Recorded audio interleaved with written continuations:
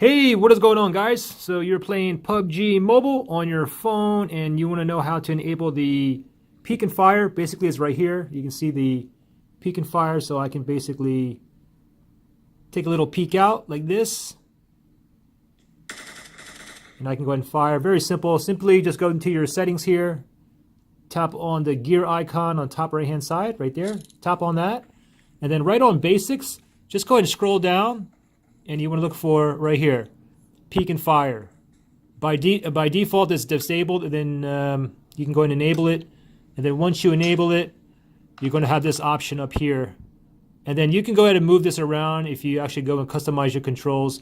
One more thing I wanted to mention too, if you guys are playing on an iPhone 7 or up and you want to increase your game by at least like 10-20% right off the bat, I would suggest you do this, okay? Check this out. Go into your settings here. And then from here, you want to go into controls. And then right here, you see it where it says enable 3D touch. This is the iPhone 7 Up secret weapon, okay? It's the enable 3D touch. Off, on. Now, what's cool about this is once I have this enabled, here, take a look at this.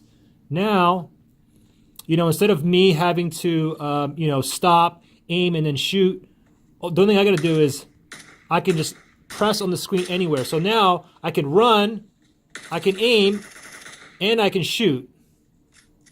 Let me show you again. Ready? I can run, aim, and I can shoot at the same time. It's not just two things. Basically, with having 3 fingers. If you're playing with no triggers or anything, if you're just playing with the phone naked. So, anyways, that's pretty much it. Thanks for watching, guys.